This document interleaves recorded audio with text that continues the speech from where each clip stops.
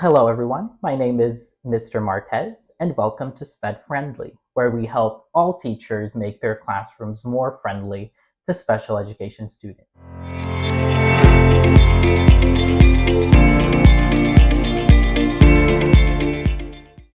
As a special educator, one of the accommodations I see very frequently on students' IEPs is text-to-speech or audio accommodations to support students with challenges related to reading.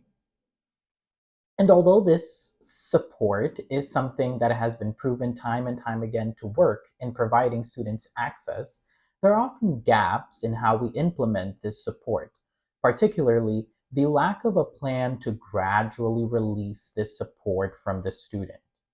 But first, let's look at why this support does work. In our blog, you'll see a citation to a meta-analysis that looked at 22 different studies with almost 3,000 participants. And they found that text-to-speech and read-aloud tools do improve reading comprehension for students with reading disabilities. That's real. Audio does work at providing access. But where does audio fall short? Audio falls short in two big ways. First, the obvious one, it is not pushing the student to practice their reading. But second, it also impacts students' inferential comprehension, or their ability to do the analysis that our students in middle and high school are doing in their English and humanities courses.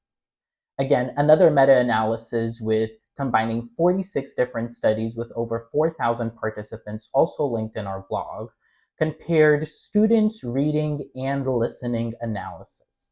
Overall, the two came out about equal. But it broke down by comprehension types, and it showed that at the literal level, there was no difference, meaning students understood what was happening in the text.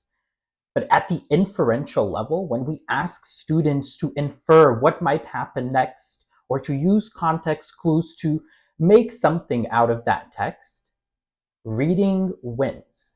Having the text in front of you was proven to be more successful in getting students to do that kind of higher order thinking. So let's explore some different ways that we can put the reading back in front of the students and gradually release the audio support that our students receive.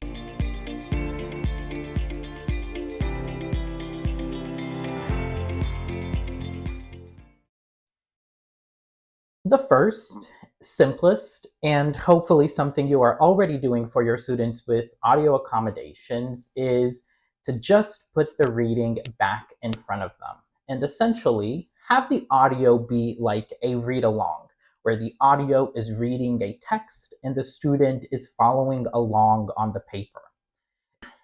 An important part of this task to make it more authentic for the student is to give them some kind of specific task to do as they follow along in the text. This can be, for example, underline specific information about characters when it comes up, or circle words that you didn't know the meaning to, something that can hold the student accountable and that allows you to check how it is that they are progressing through the reading, and to make this more intentional practice where the student is actually searching for something and activating their brain instead of just passively consuming that audio and visual.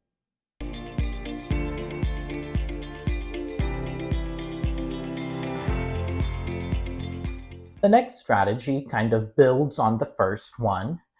As your students start to develop more fluency in their reading, you can start to implement times where there will be no audio support and you push your student to decode. But they might encounter significant timing challenges when it comes to reading grade level texts if their reading is very far below, meaning if a student is decoding every single word in a very large complex sentence like in a history text or in a YA novel, by the time the student gets to the end of the sentence, they might have forgotten the first couple words they decoded, so it might be more difficult for them to make meaning out of that text in that way. But to push them to continue to do that decoding practice, what you can do is modify the text. Using AI, there's a variety of different tools online that can help you rewrite text to put the text at a lower lexile level, at the reading level that your student is at, so that your student can do that decoding at a more comfortable pace, building not only their automaticity in reading, but also their reading comprehension and their ability to eventually analyze that text. Again, if you go into our blog, there's a lot of strategies there and tips on how it is that you can get text, especially if you're a high school teacher working with novels and larger texts. There's a lot of strategies and guides there on how you can go about altering those texts for your students to make them more accessible to them at the lexile level they are at, so that you can gradually start to remove that audio support.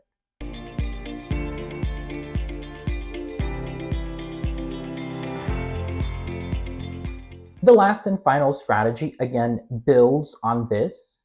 When you are doing diction analysis, sometimes it is important that your students, regardless of their reading level, are engaging with text at their grade level so that they can do the same level of diction analysis as their peers can. And because we know the importance of diction in doing a lot of the analytical work that we do at the secondary level. So what we can do here to push students is break up the text. Take the parts of the text that are more prosaic and just information about character development and summarize those, and leave specific chunks exactly as they appear in the text so that the student can be more focused on exactly the things you want them to analyze. In other words, you are reducing how much the student has to read so that, again, they can engage with this more meaningfully at a pace that is more appropriate to them, but keeping specific excerpts of the text that has that meaningful, rich diction that you want your students to analyze.